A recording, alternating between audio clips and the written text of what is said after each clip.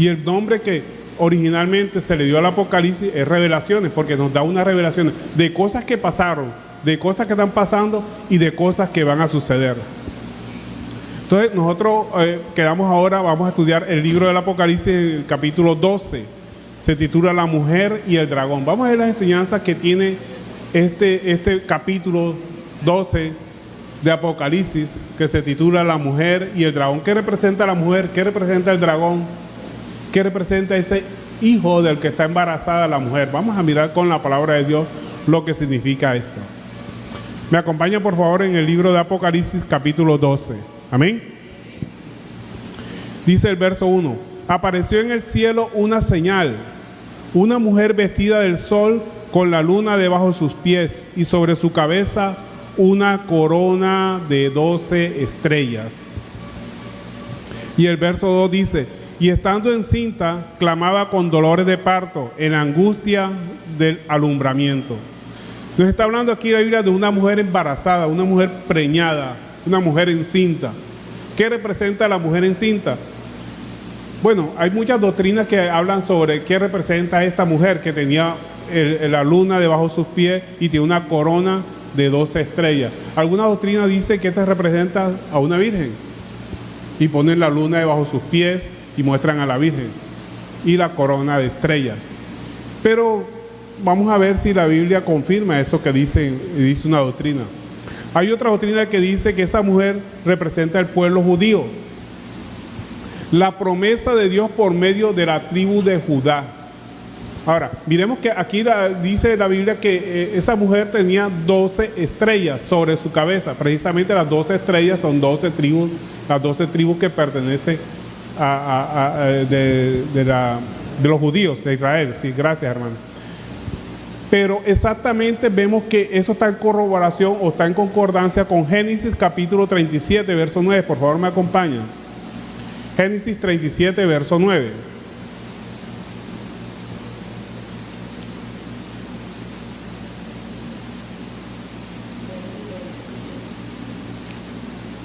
Dice, soñó, está hablando aquí de José, soñó aún otro sueño y lo contó a sus hermanos diciendo: he aquí he soñado otro sueño, y he aquí que el sol y la luna y 11 estrellas se inclinaron a mí. Pero dice 11 estrellas, no dice 12 estrellas. ¿Por qué? 11 estrellas se inclinaron a mí, está diciendo José.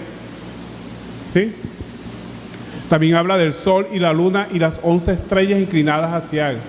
Representa, obviamente, al hablar de 11 tribus, aquí vemos que está faltando una. ¿Por qué falta una? Porque esa es la tribu de Judá. Y en la tribu de Judá sabemos que fue que salió nuestro Señor Jesucristo. Entonces, las 11 tribus se iban a inclinar hacia la tribu de Judá. Y en la tribu de Judá, ¿quién estaba? El león de la tribu. Amén. Y el león de la tribu de Judá sabemos que es nuestro Señor Jesucristo. Así como dice Apocalipsis 5:5. Apocalipsis 5, verso 5 dice: y uno de los ancianos me dijo: no llores. He aquí que el león de la tribu de Judá, la raíz de David, ha venido para abrir el libro y desatar los 7 sellos. Ya nosotros estudiamos los 7 sellos, que significaban cada uno de los 7 sellos. ¿Amén? El domingo pasado estuvimos hablando sobre los 7 sellos. Pero hay otra doctrina que dice que no está hablando exactamente de los judíos, sino que está hablando de ¿quién? De la iglesia. ¿Cómo así que está hablando de la iglesia?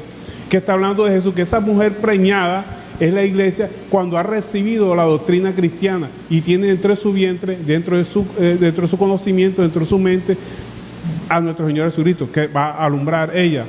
Y eso lo confirma en Gálatas 6:15. Miremos lo que nos dice Gálatas 6:15, que la misma palabra de Dios hable y sacamos nuestras propias conclusiones. Siempre todo con la palabra de Dios, sin sacar especulaciones, todo que sea guiado con la palabra de Dios. Amén. Porque la palabra de Dios es nuestra guía, nuestro derrotero. Gálatas capítulo 6, verso 15. Dice: porque en Cristo Jesús ni la circuncisión vale ni la incircuncisión, sino una nueva creación. Y a todos los que andan conforme a esta regla, paz y misericordia sea a ella y al Israel de Dios. De aquí en adelante nadie me cause molestia, porque yo traigo en mi cuerpo las marcas del Señor Jesús. Entonces vemos aquí que hay una reunión de personas que eran judías y otras que eran gentiles, que han recibido la palabra de Dios y han recibido a Jesús. Porque para una persona empieza a conocer la palabra de Dios, tenemos que predicarle a Jesús, ¿no? Yo siempre les recomiendo a todas las personas que cuando vayan a predicarle a alguien, nunca empiecen atacando las otras doctrinas. Doctrina de testigos, doctrina católica, no ataquen nada, siempre presente a Cristo. Porque cuando Cristo llega al corazón de una persona, cuando la persona conoce a Cristo, como dice la Escritura, dice la palabra de Dios que de su interior correrán ríos de agua viva. Y eso hace referencia al Espíritu Santo que ha de venir cuando conocemos a Cristo. Porque el Espíritu Santo no llega a una persona si no hay un conocimiento perfecto de Cristo. O sea, ha quedado preñada esa persona de Cristo para que pueda venir el Espíritu Santo. Amén. Entonces, aquí vemos que tiene correlación de que esa mujer se está hablando de la iglesia, pero obviamente también tiene fundamento para hablar que era el pueblo judío. Pero las otras doctrinas no caben en esta apreciación. Solamente que vemos que esa mujer preñada representa, por un lado, a judíos y por otro lado, a la iglesia. La iglesia que es encargada de que ese ser empieza a gestarse en la mente de las personas, que es Cristo Jesús. Y esa misión ha sido encomendada a la iglesia, de predicar el Evangelio. ¿Y qué es predicar el Evangelio? Predicar las buenas nuevas de salvación, presentar a Cristo como dice la Escritura. Cuando nosotros vamos a predicar, tenemos que presentarles a Cristo. Y el que convence de justicia, de pecado y de juicio es el Espíritu Santo cuando llega a esa persona. Y el Espíritu Santo solamente llega a una persona cuando esa persona conoce a Cristo como dice la Escritura. ¿Por qué, ¿Y por qué recalco eso como dice la Escritura? Porque todas las personas dicen conocer a Cristo. Ay, sí, un señor allá que está crucificado, que padeció, pobrecito. Sí, él estuvo allá, pero ya no está allá. Está reinando. Un señor muy bonito con un cayado mirando a la oveja. No, es que no era ni bonito cuando estaba aquí en la tierra. Eso lo hemos visto, que lo dice Isaías 53, si mal no estoy. Que dice que no había hermosura en su parecer. Para que no lo deseáramos por lo que él era físicamente, sino por lo que él es Dios. ¿Amén? ¿O amén? Entonces, lo importante es eso. Siempre que prediquemos a alguien, presentemos a Cristo. No nos metamos con discusiones de doctrinales ni nada. Simplemente presenta a Cristo. Cuando nosotros presentamos a Cristo y esa persona comienza a gestar, a quedar embarazada de Cristo, más atrás viene el Espíritu Santo. Que dejemos a esa persona preñada, embarazada de Cristo. Que tenga dentro de su conocimiento, de su mente, a Cristo. Ese es el objetivo de la iglesia, presentar a Cristo. Amén, amén. Sigamos con el verso 3 del capítulo 12 de Apocalipsis. También apareció otra señal en el cielo. He aquí un gran dragón escarlata que tenía 7 cabezas y 10 cuernos, y en sus cabezas 7 diademas. Y su cola arrastraba la tercera parte de las estrellas del cielo y las arrojó sobre la tierra. Y el dragón se paró frente a la mujer que estaba para dar a luz, a fin de devorar su hijo tan pronto como naciese. Aquí está hablando de una señal. Una señal de algo que está atacando el conocimiento de Cristo. Porque ese dragón escarlata representa precisamente todas esas doctrinas que tratan de atacar o quitar el conocimiento perfecto que nosotros tenemos de Cristo. El conocimiento perfecto de Cristo solamente lo tenemos a través de la Escritura. Hay mucho conocimiento sobre Cristo. ¿Sabía usted que inclusive los ateos y los que pertenecen a la doctrina revolucionaria utilizan la doctrina de Cristo para decir que Cristo fue el primer revolucionario de la historia, que atacó el imperio romano? Entonces, que vaya, caballero, usted conoce a Cristo de esa forma. Sabemos que tiene un conocimiento errado de Cristo, porque Cristo no vino a hablar de política. Es más, no se interesó por política. Dios, dale al César lo que es el César y a Dios lo que es Dios. Él vino fue por el corazón de las personas. Entonces, vemos que tiene un conocimiento errado de Cristo. Entonces, nuestra misión es presentar a Cristo, como dice la Escritura. Entonces la primera señal que vemos aquí, el dragón escarlata que habla la palabra de Dios, son las falsas doctrinas que van a atacar el conocimiento verdadero de nuestro Señor Jesucristo. Ahora, sabemos que hubo muchos ataques, inclusive para que Cristo naciese, ¿verdad? Cuando Jesús encarnó, o sea, cuando se hizo carne, Él se hizo carne por amor de Dios. Dios, por favor, me acompañamos, mejor que hable la palabra de Dios, porque esto es un poquito, y la palabra de Dios es más clara que las palabras que puedo utilizar yo. Juan capítulo 1, verso 14, por favor me acompaña. Vemos ahora aquí cómo Jesús encarnó, se hizo carne, precisamente para mostrarnos el amor de Dios. Juan capítulo 1, verso 14.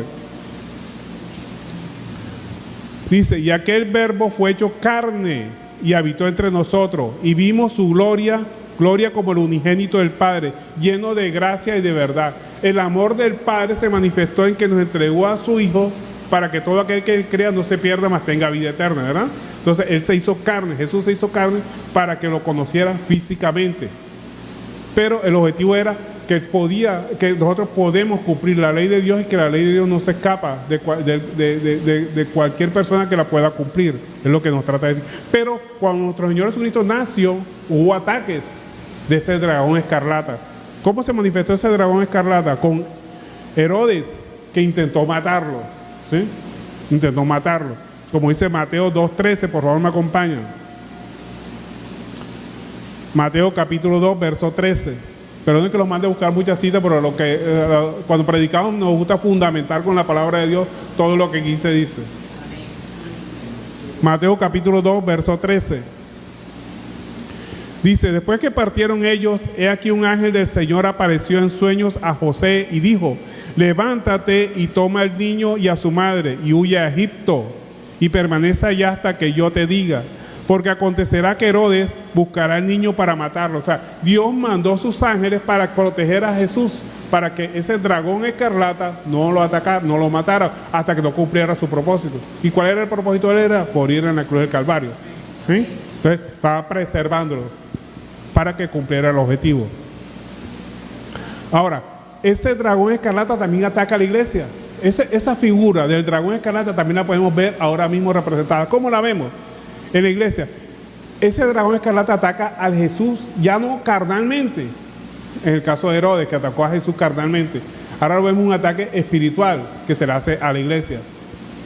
Ese ataque espiritual, sabemos que primero Jesús es entrado en los corazones por el amor de Dios, porque Dios quiere que todos se salven. O sea, Dios nos eligió a todos para que seamos salvos.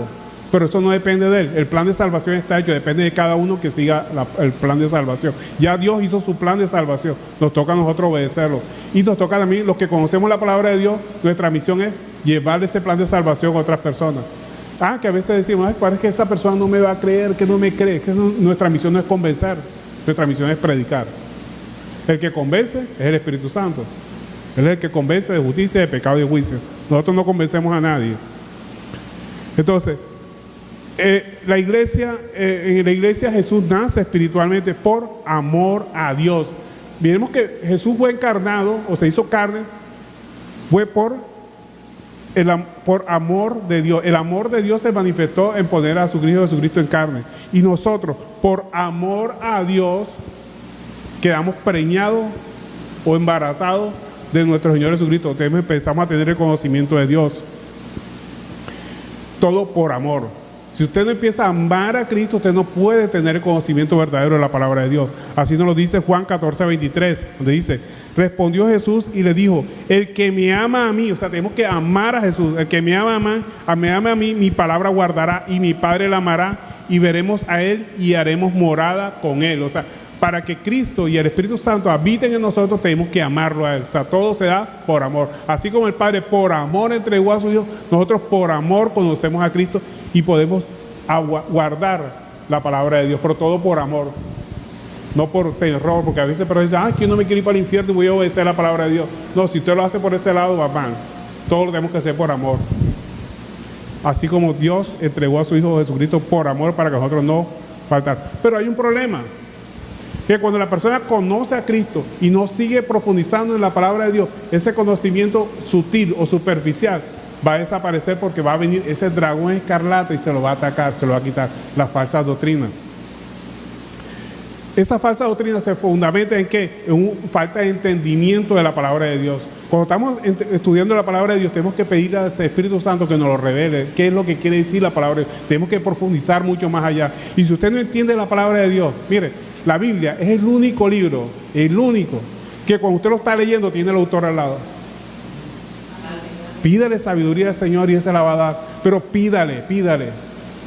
Acuérdense que si nosotros no pedimos, no vamos a recibir. O sea, que haya la intención. De hecho, la palabra nos dice, sé santo porque yo soy santo. No es que nosotros seamos santos, sino que deseemos ser santos. Entonces, cuando nosotros deseamos ser santos, terminamos siendo santos. Ahora, si usted desea entender la palabra de Dios, la va a entender. O sea, que haya un sentimiento de usted, una necesidad de entender la palabra de Dios. El Espíritu se lo va a revelar. Pero si usted lo lee y mira, ay no entendí eso, ya tira la Biblia por allá. No va a tener nunca revelación. Tiene que desear entenderlo. Amén. Cuando usted desea entender y se lo pide en oración al Señor, el Señor se la revela. Porque el Señor, el que te falte sabiduría, dice él, pídala que yo se la daré a manos llenas, dice el Señor. Entonces tenemos al autor al lado. Y el Señor también pone otras herramientas al lado suyo. Los pastores, los maestros, los evangelistas también para que le sirvan de ayuda. Pero preferiblemente pídale en oración. El Señor no escatima a nadie, Él no hace... ¿Perdón? Exactamente, esa palabrita siempre se me olvida. Él quiere darle el conocimiento a todas las personas, no se lo dan solamente a los pastores o a los maestros, no, Él solo quiere dar a todas las personas que se lo pidan. Él no hace distinción de personas, para Él, todas las personas son iguales. Y eso tenemos que hacer también nosotros cuando vamos a predicar la palabra de Dios. No, que yo no le predico a este señor porque ese es un borrachito y ese no me acepta la palabra de Dios. O es un ateo empedernido y ese no, usted no se preocupe por eso, usted láncela. Nuestra misión es lanzar la palabra. El Señor es el que se encarga de convencer. Las semillas germinarán en su tiempo. Nosotros somos como unos sembradores que siembran al voleo. ¿Qué es el voleo? El sembrador que mete la mano donde están las semillas y las tira, las esparce. No importa dónde caigan. Una caerá en terreno bueno, otra caerá en terreno malo. Eso depende ya de caiga el corazón de las personas y la voluntad del Señor. Pero nosotros lancemos la palabra de Dios sin hacer distinción a quién. No, a este sí le predico, a este no. Al que sea. Sin distinción de personas. Entonces, la falta de entendimiento mata la palabra de Dios. Miremos lo que nos dice Mateo 13, 19. Y estamos viendo que el famoso dragón escarlata no era algo como que va a venir en el futuro, por allá. No, es algo que estamos viendo ya en el presente. Mateo 13, 19. Aquí precisamente está hablando del sembrador, lo que fue sembrado en el camino. Mateo 13, 19. Dice, cuando alguno oye la palabra del reino y no la entiende, o sea, no la concibe, no la atesora en su corazón, viene el malo y le arrebata lo que fue sembrado en su corazón. Esto es el que fue sembrado junto al camino, o sea, cerca del camino. Ni siquiera quiso entrar al camino. ¿Quién es el camino? Cristo, ¿verdad? Entonces no quiso entrar, simplemente estaba mirando a Jesucristo así superficialmente a través de la palabra de Dios. Entonces tenemos que concebirlo, tenemos que desear entender la palabra de Dios, meternos más en la palabra de Dios. Porque si lo entendemos superficialmente, viene el ladrón. El ladrón no sería en este caso. Aquí dice la palabra de Dios más exactamente quién es. El que la arrebata, el malo. La arrebata la palabra de Dios. Lo poquito que ha podido aprender, el malo se lo arrebata. El malo obviamente está hablando de Satanás. Ese dragón escarlata que está hablando de Apocalipsis. Y también el malo incluye las falsas doctrinas que tergiversan la palabra de Dios. Que Jesucristo simplemente es muchas veces muestran a Jesucristo como si fuera un mago, un genio de la lámpara maravillosa que nada más pídele que él te va a dar casa, carro, beca, trabajo, te va a dar todo lo que tú quieras. No, sí, él da todo eso, pero el objetivo no es buscarlo por eso. No buscamos las añadiduras de Dios, buscamos al Dios de las añadiduras, que es diferente. Él sigue dando, él sigue haciendo milagros, proezas, todo, pero no lo buscamos por los milagros, buscamos por lo que Él es y nos va a dar lo más importante, la salvación de nuestra alma. Y Él nos va a seguir dando todo lo que Él ve que nosotros necesitamos. Vea, Dios no nos va a dar lo que nosotros queremos. Dios nos va a dar lo que nosotros necesitamos. Y lo que nosotros necesitamos es muy diferente de lo que nosotros queremos. Nosotros queremos salud. El Señor, mira, tú necesitas salvación. Y nos puede mantener ahí en una enfermedad simplemente para que pongamos los ojos en Él y lo busquemos como Él y como dice la Escritura. Porque ¿de qué sirve que Dios nos sane y nuestra alma se pierda? Lo importante es la salvación del alma. La sanación de la enfermedad, de la lepra, del pecado, lo más importante. Y los demás milagros que el Señor quiere hacer.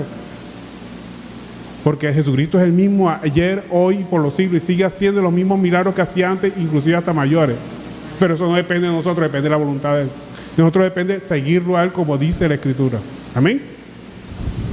Entonces, busquemos a Él, no busquemos las añadiduras de Él. Las añadiduras vienen, vea, usted busca a Cristo y las añadiduras lo sigan donde usted vaya. Las bendiciones del Señor irán detrás de usted, de donde usted se meta. Bendiciones económicas, bendiciones de salud, bendiciones en relaciones familiares, sociales, laborales, le van a seguir. Van detrás de usted. Dice la palabra de Dios, buscar primeramente el reino de Dios y su justicia y las demás cosas, todo eso que usted desea, viene por añadidura, pero no busquemos la añadidura, busquemos al Dios de las añadiduras, que es diferente.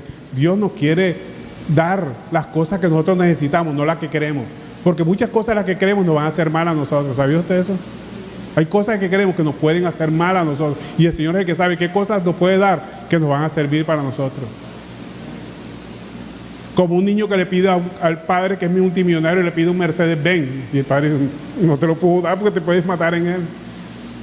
Algo así parecido. Él es el que sabe qué nos puede dar a nosotros. Entonces, lo que nosotros queremos no es lo que el Señor nos quiere dar a nosotros, porque lo que el Señor nos quiere dar a nosotros es superior a lo que nosotros queremos. Entonces esperemos que el Señor nos dé lo que Él nos quiera dar, siempre sabiendo que lo que Él nos va a dar es mejor que lo que nosotros queremos. ¿Me supo explicar? Amén, gloria a Dios. Sigue diciendo el verso 5 del capítulo 12 de Apocalipsis. Y ella dio a luz un hijo varón que regirá con vara de hierro a todas las naciones, y su hijo fue arrebatado para Dios y para su trono. O sea, que nace un varón. El varón que nació en Israel, obviamente sabemos que fue nuestro Señor Jesucristo. Y el que nace en la iglesia, espiritualmente hablando, es el conocimiento verdadero de Cristo. Y cuando nosotros tenemos el verdadero conocimiento de Cristo, tenemos el Espíritu Santo con nosotros, que nos va a acompañar y nos va a dar la fortaleza para seguir adelante. Y es más, nuestro Señor Jesucristo, cuando nosotros lo conocemos, Él se va. Miremos lo que dice la palabra de Dios. Juan 16, verso 7. Porque es necesario que Él se vaya después que lo conocemos para que venga el Espíritu Santo.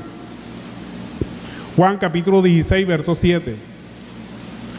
Pero yo digo la verdad, os conviene que yo me vaya, porque si no me fuere, el Consolador no vendría a nosotros, mas si me fuere, os lo enviaré. Entonces, después que nosotros tenemos el conocimiento perfecto de Cristo, es que viene el Espíritu Santo en nosotros y va a habitar, y es el que nos va a dar la fortaleza para seguir adelante, para poder vivir conforme a la palabra de Dios, porque solo no podemos, no podemos ni siquiera dominar nuestro propio cuerpo, nuestros propios deseos, si no tenemos la presencia del Espíritu Santo en nosotros. Entonces, si usted todavía está con debilidad para su carne, no puede dominar su carne, empieza a comprender más a Jesús, a entender quién es Jesús, a buscar el conocimiento perfecto de Jesús, y tras de ese conocimiento perfecto va a venir el Espíritu Santo que le da la fortaleza para no volver a caer en el pecado. Amén o amén. Él es el que nos da la fortaleza en todo momento y nos va a ayudar en todas nuestras necesidades económicas, de salud. Vuelvo y le repito, Jesucristo sigue haciendo los milagros que hizo anteriormente, los sigue haciendo ahora, igual. Pero tenemos que buscarlo a Él, lo más importante. Sigue diciendo el verso 6. Y la mujer huyó al desierto, donde tiene un lugar preparado por Dios, porque allí la sustenten por 1260 días. O sea, la protección nuestra está en el desierto. Oye, parece increíble, ¿verdad? Que nuestra protección va a venir en el desierto. Israel recibió la protección de Dios cuando estaba en el desierto. ¿Qué había en el desierto? Una columna de nube los protegía en el día para que el sol no los quemara, y una columna de fuego en las noches las alumbraba el camino. ¿Sí? Entonces vemos que el Dios siempre lo protegió, inclusive, o le dio más protección cuando estaba en el desierto. ¿Y qué pasa en la iglesia? No voy a llegar todavía a la iglesia. Vamos con Jesús. Con Jesús también fue protegido cuando estaba en carne, fue protegido por Dios con sus ángeles. Dios mandó sus ángeles en todo momento, que lo fortalecían en todo momento. Como dijimos ahorita, cuando a Jesús lo querían matar, apenas había nacido, Herodes lo quería matar, un ángel se le presentó a José y le dijo, huye, vete de aquí que van a matar a Jesús. Entonces enseguida vemos la protección de Dios a través de los ángeles. Y también cuando nuestro Señor Jesucristo ya iba para la cruz del Calvario, un ángel se le apareció a él y lo fortaleció cuando estaba precisamente orando para fortalecimiento y poder enfrentar lo que venía. Cuando le dijo, Padre, que no se quita esta copa de mí, pero que no se haga mi voluntad sino la tuya. Y dice que la palabra de Dios, que un ángel descendió y le dio fortaleza a Jesús Entonces Dios utiliza 1000 maneras para fortalecernos. Pero en ese momento, ¿por qué vino un ángel? Porque el Espíritu Santo todavía no había llegado. Todavía no había resucitado nuestro Señor Jesucristo, no había ascendido. Pero ahora mismo, ¿cómo nos fortalece nuestro Señor Jesucristo? Perdón, ¿cómo nos fortalece Dios en medio del desierto que estamos? Porque estamos en un desierto camino a la tierra prometida. Nos fortalece a través del Espíritu Santo. Dios manda a su Espíritu Santo. Lucas 24:49, por favor me acompaña. Esto está en corroboración, en concordancia obviamente con el verso 6 del capítulo 12, que dice que la mujer huyó al desierto, donde Dios la protegía y la sustentaba. Lucas 24:49 dice: he aquí yo enviaré la promesa de mi Padre sobre vosotros, pero quedaos vosotros en la ciudad de Jerusalén hasta que seáis investidos del poder desde lo alto. Entonces, cuando nosotros estamos estudiando la palabra de Dios, estamos conociendo a Cristo, no podemos salir enseguida a predicar. Muchas veces nosotros queremos hacer la obra de Dios y la queremos hacer de nuestra manera. Mire lo que dice la palabra de Dios: hey, espérate un momentico hasta que seas investido del Espíritu Santo. O sea, conoce más de Cristo, estudia más la palabra de Dios para que seas investido del poder del Espíritu Santo. Y cuando estés investido del poder del Espíritu Santo, sí podemos hacer la obra del Señor. Siempre tenemos que esperar la dirección de Él. A veces nosotros queremos hacer la obra del Señor pero a nuestra manera. No, tenemos que hacer la obra del Señor y a la manera del Señor. Entonces, eso es lo importante, que Dios manda su poderoso Espíritu Santo que nos sustenta en el momento en que estamos pasando por el desierto. Ese desierto por el que estamos ahora mismo, camino a la tierra prometida. Sigamos ahora el verso 7 del capítulo 12 de Apocalipsis. Dice: después hubo una gran batalla en el cielo. Miguel y sus ángeles luchaban contra el dragón, y luchaban el dragón y sus ángeles. Entonces, vemos aquí que se presentan conflictos espirituales. Siempre vamos a tener conflictos espirituales, pero muchas veces hemos oído hablar de guerra espiritual, que estamos en guerra espiritual, hermano. Hay que meterse más con el Señor porque tenemos una guerra espiritual. ¿Será que nosotros tenemos guerra espiritual? Vea, guerra, siempre se habla de un combate entre un ejército con otro. Eso se llama guerra, combate entre un ejército con otro. Pero cuando es una persona con otra persona, no es guerra. ¿Cómo se llama eso? Lucha. No es guerra. Ahora, ¿nosotros tenemos guerra espiritual? No. La guerra espiritual está entre el reino de los cielos y el reino de las tinieblas. Nosotros no tenemos guerra espiritual. Nosotros tenemos lucha espiritual, que es diferente. ¿Qué diferencia hay entre lucha y combate? Lucha y guerra. Que la guerra se da de un ejército a otro, mientras que la lucha es el esfuerzo que se hace para resistir la fuerza del enemigo. Nosotros tenemos 3 enemigos, ¿verdad? Y lo hemos hablado muchas veces, 3 enemigos poderosos. Hay uno que es poderoso en la medida que nosotros le demos cabida. Satanás está vencido en la cruz del Calvario, pero tenemos que estar apercibidos. ¿Cómo nos ataca el maligno? Satanás, que ya fue vencido, a través de las tentaciones. Tentaciones e inducción a hacer el mal. Dios nunca nos va a tentar a nosotros, porque Él no nos va a hacer inducir al mal. La tentación viene del maligno y es inducción a hacer el mal. El otro enemigo que tenemos, que es el mundo, es las atracciones, los ojos, la vista. Nos van a seducir para que no cumplamos, no obedezcamos el plan de Dios. Y el enemigo más grande que tenemos nosotros, que es nuestra propia carne, es el impulso natural que nosotros tenemos hacia hacer el mal, porque el hombre es malo por naturaleza. Solamente empezamos a hacer lo bueno cuando empezamos a obedecer la palabra de Dios. Ese impulso que nosotros tenemos a hacer el mal, ese es el enemigo más grande que tenemos nosotros, la propia carne, que nos impulsa ¿a qué? A desobedecer. Todo lo que le gusta a la carne va contra el espíritu, y lo que le gusta al espíritu va contra la carne. Esa es la gran lucha que nosotros tenemos. Y el apóstol Pablo decía: ¿quién me podrá librar de este cuerpo carnal? La mayor lucha, la más grande que tenemos es contra nuestra propia carne. Es fácil decirle no al mundo, es fácil decirle no al maligno, pero la carne, solamente con la fortaleza del Espíritu Santo podemos dominarla. Solo no podemos. Entonces, esta es la gran lucha que está hablando, la lucha entre Miguel y sus ángeles. Entonces, está representando la lucha espiritual que tenemos todos los creyentes cuando estamos obedeciendo a la palabra de Dios. No tenemos guerra espiritual. El término guerra espiritual se utilizó para vender muchos libros. Bastantes libros se han vendido de guerra espiritual. Cuando yo comencé el cristianismo, compré muchos libros de guerra espiritual y me di cuenta que no existe ninguna guerra espiritual, existe lucha espiritual. Lucha, o sea, cuerpo a cuerpo. contra nuestra propia carne, que es el mayor enemigo. La guerra espiritual está entre el reino de las tinieblas y el reino de los cielos. Que nosotros somos una fichita en esa guerra espiritual. Pero realmente tenemos es luchar. ¿Por qué? Porque es el esfuerzo que se hace para resistir la fuerza del enemigo. Y el campo del campo donde se desarrolla esa lucha es nuestro propio corazón, que representa la mente. Cuando se habla de corazón, no es el corazón físico que bombea, es nuestra mente. Dice que cambiemos nuestro corazón, no es que nos cambien el corazón, nos hace una operación del corazón y seguimos siendo los malos del paseo.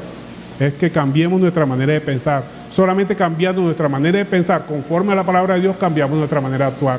Nadie puede cambiar su manera de actuar si no cambia su manera de pensar conforme a la palabra de Dios.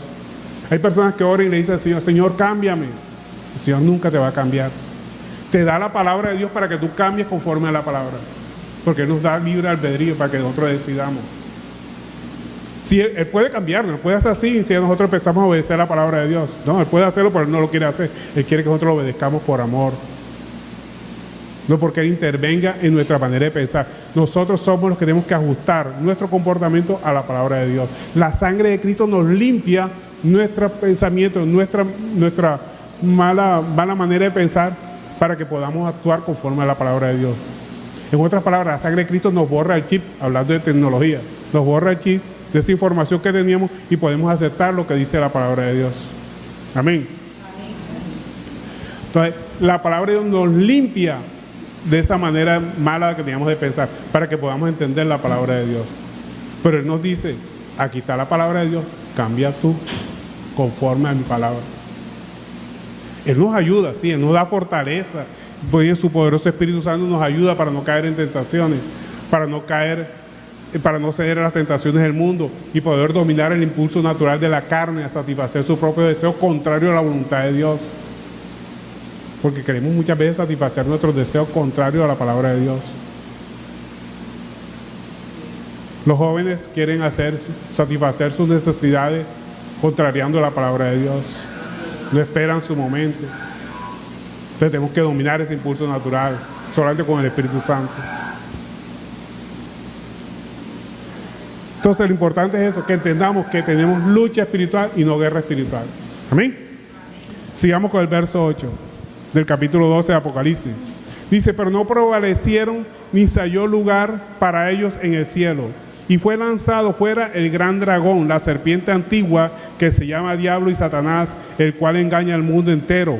Fue arrojado a la tierra y sus sangres fueron arrojados con él. ¿Qué representa eso de que Satanás es lanzado? O sea, aquí está hablando obviamente simbólicamente. Sabemos que Satanás fue lanzado del cielo por su orgullo, por su arrogancia, porque él era un querubín protector, un ángel muy preciado. Era un ángel muy preciado por el Señor, pero su orgullo lo llevó a querer ser superior a Dios, quiso derrocar a Dios, el orgullo. Por eso dice, fue lanzado de aquí. Ahora, ¿se puede presentar ese orgullo en los cristianos? Claro que se puede presentar ese orgullo en los cristianos. Y si se presenta ese orgullo, vamos a ser lanzados de la presencia del Señor. Mire lo que dice Lucas 10:17. Tenemos que estar apercibidos sobre esto, hermano. A veces nos dejamos engañar porque el Señor nos da ciertos poderes y puede entrar el orgullo en el cristiano. Miremos lo que dice Lucas 10:17. Un llamado de atención que hace nuestro Señor Jesucristo contra el orgullo. Lucas 10, verso 17, amén. Dice, volvieron los 70 con gozo diciendo, Señor, aún los demonios se nos sujetan en tu nombre. Y él les dijo, yo veía a Satanás caer del cielo como un rayo. O sea, no te vanaglories porque tienes el poder de Dios, tienes mi poder, está diciendo el Señor. Porque Satanás cayó también por esa vanagloria que le cayó en su corazón. Aquí le estaba llamando la atención a los 70, ¿sí sabían? Y sigue diciendo, he aquí os doy potestad de hollar serpientes y escorpiones y sobre toda fuerza del enemigo y nada os dañará. Pero no os regocijes, o sea, no te alegres por eso, de que los espíritus se te sujetan, sino regocijaos que vuestros nombres están escritos en los cielos. O sea, no nos hagamos vanagloria por el poder que Dios nos ha dado. Ay, ese hermano si toca bonito, el Espíritu Santo lo ungió. Ay, ese hermano si predica bonito, es el Espíritu Santo que le ha dicho, no se vanaglorie por eso. Eso le pertenece a Dios. Y si nos vanagloria, aquí yo predico muy bonito, es que yo toco muy bonito. Vanagloria. Te van a llamar la atención. Va a decir Jesucristo, yo vi a Satanás caer del cielo como un rayo. Ojo, cuidado, te va a pasar lo mismo. Amén o amén. Cuidado, te va a pasar lo mismo. Imagino los 70 quedaron ya viendo un chispero ahí con eso cuando les dijo así. Ahora, entonces, Satanás fue lanzado del cielo por la falta de respeto, quiso ser superior a Dios. Y hay muchas personas que porque dominan la palabra de Dios quieren ser superior a Dios también. ¿No los has visto? Yo me canso de verlos por televisión. Pero también Satanás es lanzado del corazón de las personas. ¿Cuándo Satanás es lanzado del corazón de las personas? Cuando nosotros actuamos con humildad, no con orgullo, siempre con humildad, con respeto hacia las demás personas. Satanás es lanzado a nuestro corazón, el orgullo lo sacamos de nuestro corazón. Santiago 4:7 dice, someteos pues a Dios, resistid al diablo y huirá de vosotros. Acercaos a Dios y Él se acercará a vosotros. Pecadores, limpiad las manos, y vosotros, los de doble ánimo, purificad vuestros corazones. Afligíos y lamentad y llorad, vuestra risa se convierta en lloro y vuestro gozo en tristeza. Humillaos delante del Señor y Él os exaltará. Entonces, cuando actuamos con respeto, sobre todo con Dios, obviamente no exigirle, hay personas que se ponen a exigirle a Dios. Nosotros estamos en condiciones de exigirle nada a Dios. Todos tenemos que pedirlo como humildemente, siempre con humildad. Dios no está obligado a darnos nada, de pronto destruirnos porque los pecados que cometíamos, si lo miramos en justicia.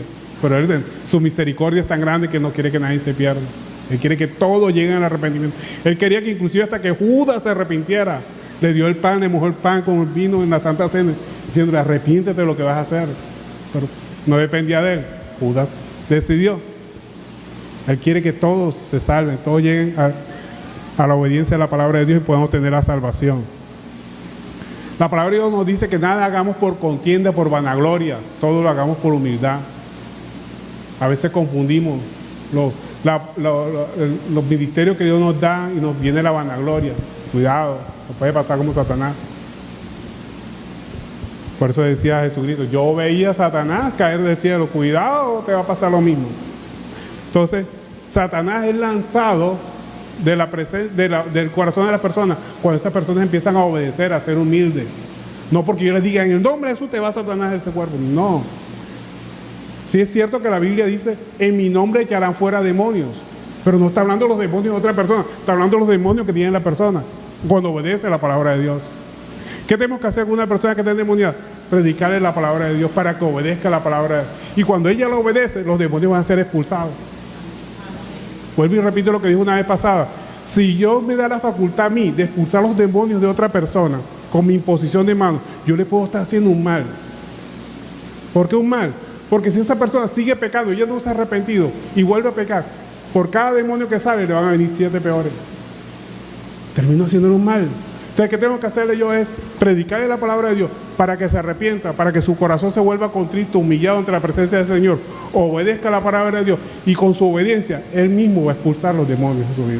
Aquí muchas personas han recibido liberación sin ponerle mano, porque empiezan a obedecer la palabra de Dios, porque empiezan a humillarse ante Dios, empiezan a obedecer la palabra de Dios, empiezan a ser humildes ante los demás hermanos, ante sus familiares.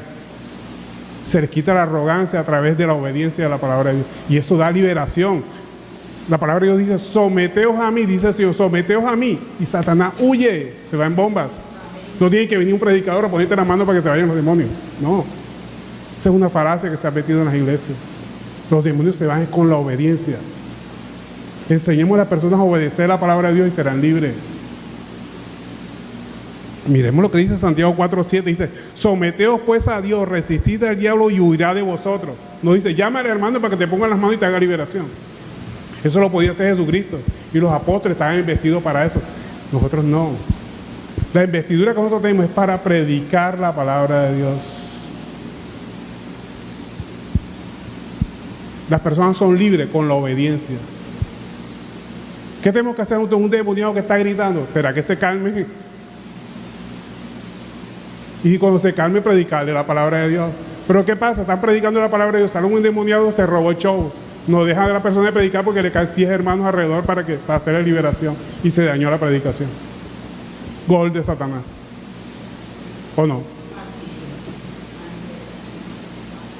Unas manifestaciones demoníacas que parecen liberación y no son liberación. La liberación se da con la obediencia de la palabra.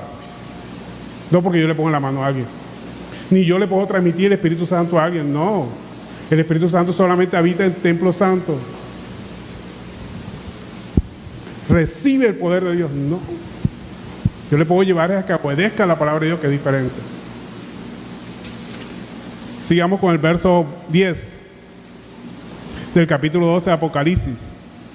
Entonces oí una gran voz en el cielo que decía: ahora ha venido la salvación, el poder y el reino de vuestro Dios y la autoridad de Cristo, porque ha sido lanzado fuera el acusador de vuestros hermanos, el que los acusaba delante de nuestro Dios día y noche. Y ellos la han vencido por medio de la sangre del Cordero y de la palabra del testimonio de ellos, y menospreciaron sus vidas hasta la muerte. Por lo cual alegraos, cielos, y los que moráis en ella, y los moradores de la tierra y del mar, porque el diablo ha descendido a vosotros con gran ira, sabiendo que tiene poco tiempo. O sea, el poder de Dios es el que expulsa a los demonios de las personas, expulsa el mal. Así como fue expulsado Satanás. Sabemos que Satanás fue expulsado del cielo cuando se sublevó su corazón, cuando se hizo orgulloso porque era muy hermoso. Él tenía, sus vestiduras eran de piedras preciosas, se creía, como decimos nosotros aquí en la costa, la última Coca-Cola del desierto, y quiso ser superior a Dios porque Dios le había dado esa facultad, una belleza insuperable.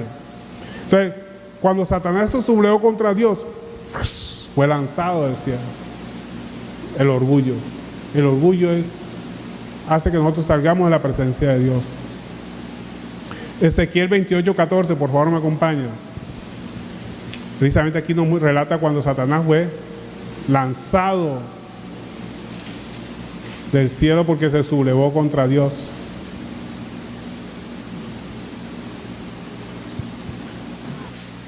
Ezequiel 28, verso 14. Dice: tú, querubín grande, protector, yo te puse en el santo monte de Dios. Allí estuviste en medio de las piedras, de fuego te paseabas. Perfecto era en todos tus caminos. Podríamos decir aquí, predicaba muy bonito, hablaba muy bonito, cantaba muy bonito, tocaba muy bonito. Agreguémosle eso. Entonces dice: desde el día que fuiste creado hasta que se halló en ti maldad. Entonces dice: a causa de la multitud de tus contrataciones fuiste lleno de iniquidad y pecaste, por lo que yo te eché del monte de Dios y te arrojé entre las piedras de fuego, oh querubín protector. El orgullo, ese orgullo mata a muchos cristianos. Por eso cuidado con lo que pidamos al Señor, que sepamos administrarle. Pidámosle siempre que el Señor nos dé lo que Él nos quiera dar. Es lo más importante. Entonces, ¿qué es el arrepentimiento realmente en una persona? El arrepentimiento de una persona y aceptar a Cristo en su corazón no es solamente alzar la mano. Yo acepto a Cristo en mi corazón, no. El arrepentimiento es un cambio en la manera de pensar. Y el cambio en la manera de pensar lleva un cambio en la manera de actuar. Ese es el verdadero arrepentimiento. Cuando Juan el Bautista, la primera predica que él hizo, y la de nuestro Señor Jesucristo también fue: arrepentidos porque el reino de los cielos se ha acercado. En otras palabras, cambien su manera de pensar para que puedan cambiar su manera de actuar. Porque nadie va a cambiar la manera de actuar si no cambia su manera de pensar. Amén. Entonces, el poder de Dios expulsa el mal de las personas cuando viven para Cristo. Así como decía el apóstol Pablo: ya no vivo yo, sino Cristo vive en mí. Cuando Cristo vive en mí, se van todos los demonios que hayan en mi vida automáticamente. El demonio puede soportar la presencia de Dios. Cuando nosotros estamos sometidos a la palabra de Dios, Él se va enseguida, no puede estar ahí. Una persona obediente a la palabra de Dios, la mejor liberación de una persona es cuando ella empieza a obedecer la palabra de Dios. Cuando no se deja dominar por su carne, cuando no se deja dominar por el mundo y cuando no se deja dominar por las tentaciones. El apóstol Pablo decía: para mí el vivir es Cristo y el morir es ganancia. Mas si el vivir en la carne resulta para mí en beneficio de la obra, no sé qué escoger. El apóstol Pablo quería irse, pero decía: bueno, yo me quiero ir con el Señor, pero si al Señor le sirve que yo siga aquí predicando la palabra de Dios, gloria a Dios, sigamos en esa. Entonces por eso se habla de los que viven para Cristo. Las personas que viven para Cristo están libres de toda tentación, de todo pecado. Viven para hacer la obra del Señor. Vea, si nosotros nos dedicamos nada más a predicar la palabra de Dios, ¿sabe cómo nos va a llamar a nosotros Dios? Siervo inútil, ¿sí sabía eso? Porque hacemos lo que el Señor nos manda a hacer. Siervo. Ahora, para que seamos siervos útiles, ahora, ¿cuál es un siervo útil? Aquel que hace más allá de lo que Dios le pide. A Jesucristo le encomendaron que diera su sangre para que las personas fueran salvas. ¿Y qué terminó dando él? La sangre, y además de eso agua salió de su cuerpo. O sea, entregó todo. Se fue más allá de lo que lo mandaron a hacer. Y eso es lo que el Señor quiere que hagamos más de lo que Él nos pide. Pero eso depende de nosotros, no depende de Él. Sigue diciendo el verso 13 del capítulo 12 de Apocalipsis. Y cuando vio el dragón que había sido arrojado de la tierra, persiguió a la mujer que había dado a luz al hijo varón. Y se le dieron a la mujer las dos alas de la gran águila para que volase delante de la serpiente al desierto o a su lugar donde es sustentada por un tiempo y tiempos y la mitad de un tiempo. Y la serpiente arrojó de su boca tras la mujer agua como un río para que fuese arrastrada por el río. Pero la tierra ayudó a la mujer, pues la tierra abrió su boca y tragó el río del dragón que había echado de su boca. Entonces el dragón se llenó de ira contra la mujer y se fue a hacer guerra contra el resto de la descendencia de ella, los que guardan los mandamientos de Dios y tienen testimonio de Jesucristo. O sea, la persecución inicialmente de Satanás, ¿contra quién fue? Contra los judíos, ¿sí? Inicialmente, contra los judíos. Pero los judíos, a través de su fe, dieron un buen testimonio y creyeron en el Mesías, aunque no vieron lo prometido. Eso es lo que está hablando esa palabra de Dios. Fue dirigido a ellos, o el ataque fue dirigido primeramente hacia los judíos. Inclusive vimos muchos ataques a los judíos que no están en la Biblia, como los ataques del campo nazi, ¿sí? Que exterminaron a los judíos. Todo eso obviamente de parte del dragón que habla aquí la palabra de Dios. Entonces, por medio de la fe, los judíos dieron buen testimonio, pero además creyeron en el Mesías. Ahora, ¿qué nos toca hacer nosotros como iglesia? La iglesia también es perseguida. O sea, primero atacó a los judíos, ahora está atacando a la iglesia. ¿Y quiénes conforman la iglesia? Los judíos convertidos y los gentiles. Los judíos y gentiles convertidos conforman la iglesia. Porque espiritualmente hablando, la tierra, la población mundial se divide en tres grupos. Por un lado están los judíos, por otro están los que no son judíos, o sea, los que no tienen la religión judía. Y el tercer grupo son los judíos y los que no son judíos convertidos al cristianismo, espiritualmente hablando. Eso conforma la iglesia. Los judíos tienen que arrepentirse y los gentiles también para conformar el tercer grupo, que es la iglesia, que son los salvos. Para terminar, por favor me acompaña Efesios 6:10, que aquí es donde está la fortaleza que tenemos nosotros para enfrentar ese ataque del dragón en la actualidad. ¿Cómo lo enfrentamos? Para terminar, Efesios capítulo 6, verso 10. Dice, por lo demás, hermanos míos, fortaleceos en el Señor y en el poder de su fuerza, vestidos de toda la armadura de Dios para que podáis estar firmes contra las acechanzas del diablo, porque nos está atacando en todo momento. Porque no tenemos lucha contra sangre y carne, sino contra principados, contra huestes, contra gobernadores de las tinieblas de este siglo, contra huestes espirituales de toda maldad en las regiones celestes. En otras palabras, ¿qué te está diciendo la Biblia aquí? Tu pelea, tu lucha no es contra el hermano, no es contra el vecino, no es contra tu jefe, no es contra tu subalterno. Es contra huestes espirituales que mueven a esas personas a atacarnos para ver qué hay dentro de nuestro corazón. No tenemos lucha contra carne y sangre, no es contra personas, sino son las huestes espirituales que nos quieren hacer sucumbir, nos están poniendo la traba para que no obedezcamos la palabra de Dios. Y ese ataque lo vemos en todo momento. Y tenemos que armarnos obviamente con la palabra de Dios, la espada. La espada es la única que nos fortalece, la espada es la única arma que es de defensa y también de ataque, para poder resistir los días malos, porque estamos pasando días malos. ¿Y qué son días malos? Días que nos quieren sacar de la obediencia de la palabra de Dios. Entonces, en todo momento, entendamos que no tenemos guerra, tenemos lucha. Lucha contra nuestra carne, lucha contra el mundo y lucha contra las huestes espirituales en las regiones celestes. Y solamente nuestras armas son espirituales. Y no tenemos guerra, no tenemos lucha contra hermanos, contra personas, sino contra esas huestes espirituales en las regiones celestes. Entonces, esta ha sido la enseñanza de hoy con el libro del Apocalipsis y entendimos lo que es la mujer y lo que es el dragón